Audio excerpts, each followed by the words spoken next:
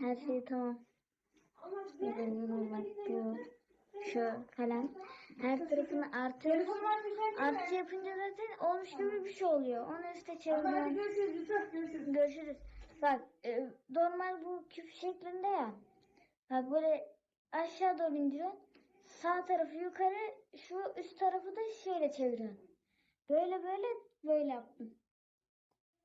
Neyse tam bitir artık. Köküm, çiçəklərim, tağım oradadır. Mən burada xəstəyəm, sağım oradadır. Aranlı yaylaqlı dağım oradadır. Damlayam qayadan sızıb gəlmişəm. Özün bil, özgəyə bildirmə məni. Ağlada ağlada güldürmə məni. Sən Allah qürbətdə öldürmə məni. Vətəndə qəbrimi qazıb gəlmişəm. Fikrimdən gecələr yata bilmirəm.